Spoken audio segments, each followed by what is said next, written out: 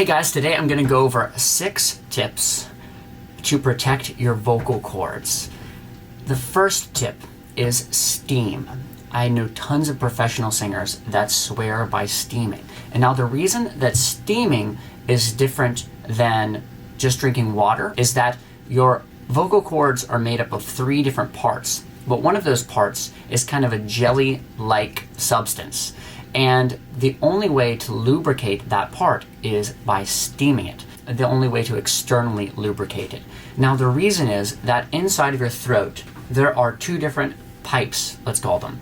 So the first one that's in the back is your esophagus, and that's actually where the food goes. Now in front of that, where your actual wind comes from that makes sound, that's the windpipe. So that's actually in front of there. So when you eat some food goes down the esophagus because it needs to go to your stomach, right? Now if food went down the windpipe, it would go into your lungs and then, I don't know, maybe you'd die.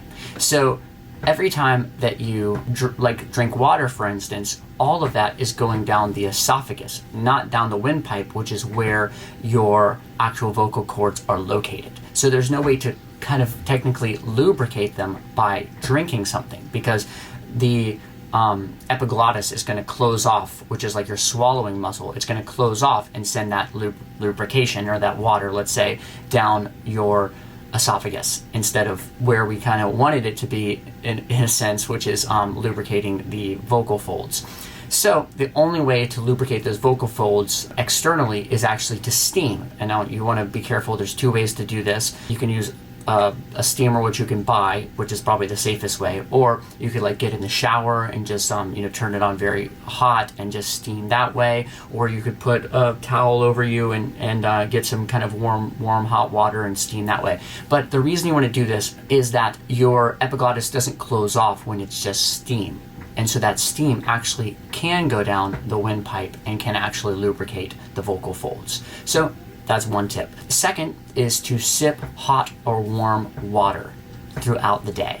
And now the reason for this, among many, is that if you sip warm water or hot water, it's more the temperature of your body. So if you go to China, which I spend a lot of time in China, just like Donald Trump, I spend a lot of time in China, and if you order water in China, you say, I'd like a glass of water, actually they're going to give you hot water. They will automatically give you hot water, just the opposite of in the West, where I'm from, the United States.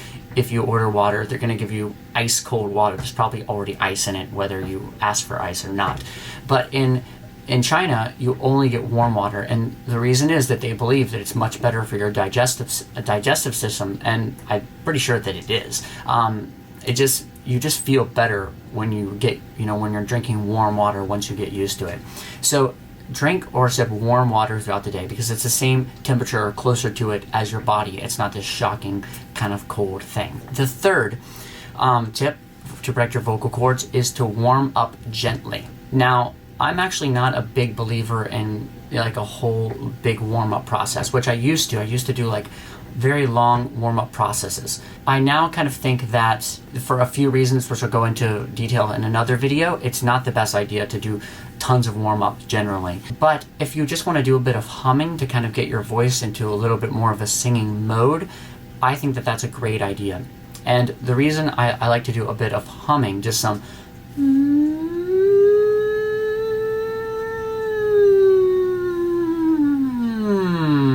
is for a couple of reasons. One, it engages breath support when you get into that singing mode, especially when you're going through the different, kind of break areas.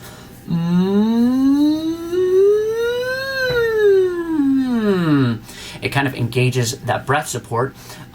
The second reason is that humming is a very vibrational kind of feeling, and all of singing is vibration. Since your vocal cords, that's what they do to make sound, is they vibrate.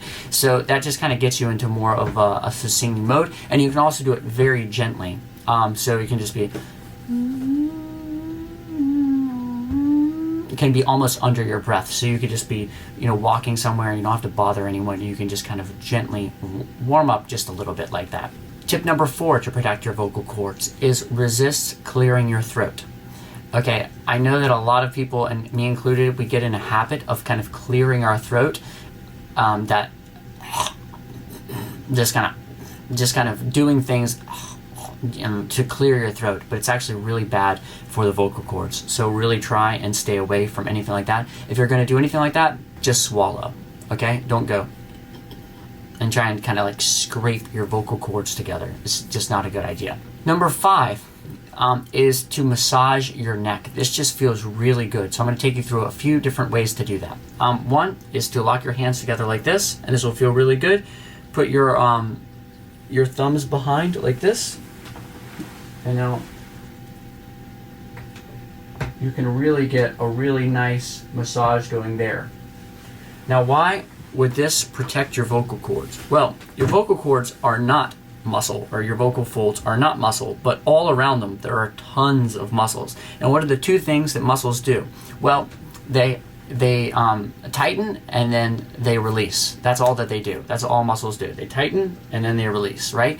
So if you are using them over and over and you're using different parts around that part of your body, well, then they're spending a lot of time tightening and probably not enough time relaxing and releasing. And the reason that you want them everything relaxed and released, whether you're using that or not for singing, is that the more relaxed something is, the better that it vibrates.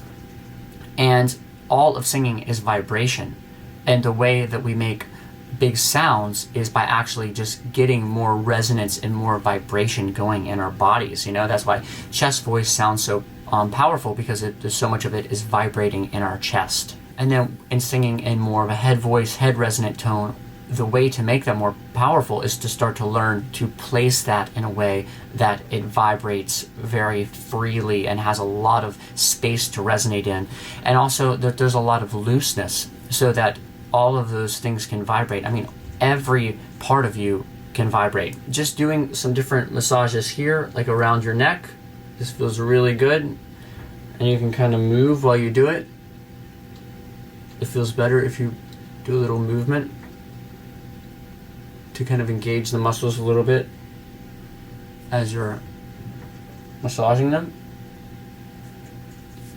The other thing I've showed in one other video of mine is that I will use this, because this was, I was amazed at how much difference this made for me. Your vocal folds are located right in there, in that little pointy area, right inside of there. So I would just hold this here and hum. And I was having a little vocal trouble a few months back, just kind of getting out of a bit of a rut. And I did this for a couple of days, or maybe about 5 minutes for a couple of days. And I really started to see a difference. And you can feel the rest of the parts around there vibrating as you do this. And so I think what really happens is that it gets just blood flowing to that area and just kind of vibration back into it. And that's what you want your vocal folds to do, is vibrate, to make the maximum amount of sound. So give that a try. That'll help also at the same time as all of the massaging and everything like that. We're just trying to enable our voices to be able to vibrate as freely as possible. And number 6, and this is possibly the most important and the most overlooked, and that is, when in doubt, rest. I get tons of people writing me saying, I was doing tons of singing and now my voice doesn't feel good. How do I get better? Most likely, you just need to rest. So I only one time really lost my voice, where suddenly, like, my passaggio area, I just couldn't get through it freely, and I knew something was wrong. The way that happened, it was just I was over practicing. So you need to listen to your voice. I did not listen to my voice at that time. I knew that my voice was starting to go, and I just kept practicing. Actually, because I was very excited. I felt like I was making some new breakthroughs. And so I just kept practicing, even though I knew that my voice was starting to get tired. So if your voice is really starting to get tired, then stop. When in doubt, just rest. And then come back to it. Your voice can take a lot. You can put your voice through a lot of work, but at the same time, you need to listen and know, okay, maybe I just, shouldn't make any noise for a couple days. The one time that I lost my voice, I went on silent mode. I was recommended by a doctor to not make a single sound for 10 days. For 10 days, I didn't make a single sound. And it was actually quite a therapeutic process. Just cool not to, to see the world in a different way for 10 days where I couldn't speak or couldn't even make a noise. But after I came back, after 10 days of doing that, my voice felt brand new again. I mean, it was amazing. So when in doubt, rest. So those are your 6 tips. I hope this helps you guys out, and keep practicing.